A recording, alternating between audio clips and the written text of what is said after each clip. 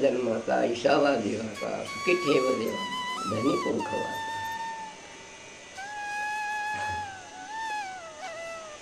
त्या दृष्टीनं आत्माच्या दृष्टीने पहा स्त्री आणि पुरुषाचा.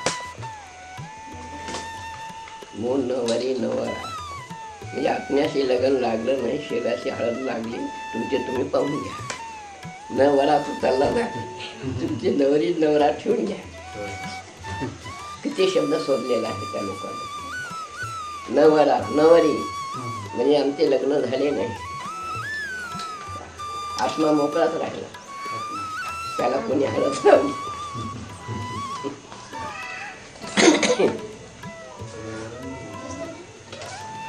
नवरा नवरी आधी अनादी जो नवरा हे भावगीता आहे.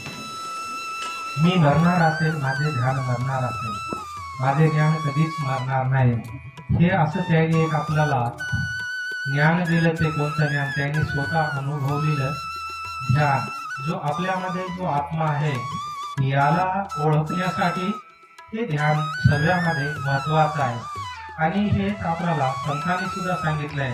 ध्यान आम्हाला की क्षणोक्षणी हाची करावा विचार करावया पार बहुसिंधू. हे संतांनी सुद्धा आम्हाला सांगितलं की आमच्या जीवनामध्ये करण्याला, बोलण्याला, वागण्याला, खाण्याला, पिण्याला, शिक्षणाला, हर एक कामामध्ये हे आम्हाला असं हे येणारं ध्यान आहे. आणि हे जीवनामध्ये हे सर्वांनाच अनुभवलेलं आहे. संतांना सर्वांनी अनुभवलेलं ध्यान आहे. आणि हेच बाबाजीनं आपल्याला की जो त्यांचा दुसरा विचार होता की आत्म्याच्या पलीकडे देव नाही, स्वतःच्या पलीकडे मानता नाही. कुणाच्याही आत्म्याला त्रास देऊ नका, कुणाला तकलीफ देऊ नका, कुणाची निंदा करू नका. हे संतांनी सांगितलं आणि बाबाजीने बी आपल्याला सांगितलं. आणि त्यांनी मग आपल्याला संतांनी आपल्याला देव कुठं दाखवला आणि बाबाजींनी कुठं देव दाखवला. आणि संत तुकाराम महाराज म्हणले, मंदिराचा अंतरात तोच नांदता आहे, नाना रूपी नाना देही तुझा देवा आहे. संतांनी आपल्याला देव कुठं दाखविला म्हणजे आपल्यामध्ये बी आहे, या मंदिरामध्ये बी आहे आणि आपल्यामध्ये बी आहे. आणि देव असा एक दोन व्यक्तीचा नाही किंवा एका पंथाचा किंवा एका धर्माचा नाही, आणि तो भरून उरलेला आहे. आणि हे ज्ञानेश्वर तुकाराम महाराजांना सुद्धा आपले नामदेव महाराज सुद्धा म्हणले, जळी तळी काष्टी पाषाणी तो भरून उरलेला आहे. आणि मग तोच आम्हाला जाणून घेण्यासाठी आम्हाला ध्यान समस्त कलोका परदाता आहे. हे बाबांचं वाक्य, ध्यान समस्त कलोका परदाता आहे. आम्ही जेव्हा ध्यान करतो तर तेव्हा आम्हाला त्याच्यातून जाणीव होते. हे मंदिर आहे, या मंदिराकडे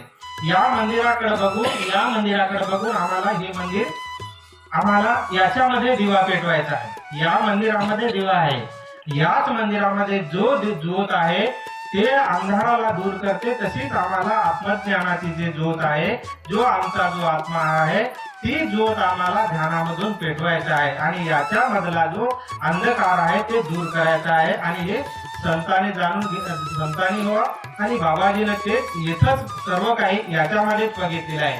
यात देही यात डोळा पाहे भक्तीचा डोळा. कुठं बघितला? यात देही यात डोळा, यात देहामध्ये याच डोळ्यानं. तर इथेच त्यांनी कोणता सोळा पावला? भक्तीचा. बाबा म्हणत होते की यात जो जीव आहे, या बेंबीच्या ठिकाणी जो जीव आहे आणि या ठिकाणी शिव आहे. इथं जीव आहे आणि इथं शिव आहे. आणि त्यांनी या ध्यानामधून त्याची ध्यान करून त्याची वारी या ठिकाणी 10व्या द्वाराला वारी केली. कुठं? ध्यानामधून या 10व्या द्वारामध्ये बाबाजीनं वारी केली, संतांनं वारी केली. आणि याच देही याच डोळा पाहे भक्तीचा सोहळा बाबाजीने बघितला. तुम्ही बाबाजीच्या जवळ बसले आणि तुम्हाला बी सुद्धा तुम्ही तेच बघायले.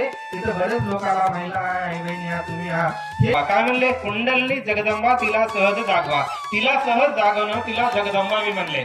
आणि ती आपण जर जेव्हा ध्यानाला बसतो तेव्हा आपल्यामधल्या ते 2 नाडी आहेत, ते इडा म्हणतात, तिला पिंगला म्हणतात.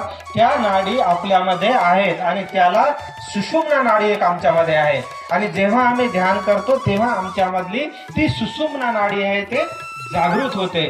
आणि त्यालाच पापनाशनी असं सुद्धा तिला, त्या गंगेला पापनाशनी असं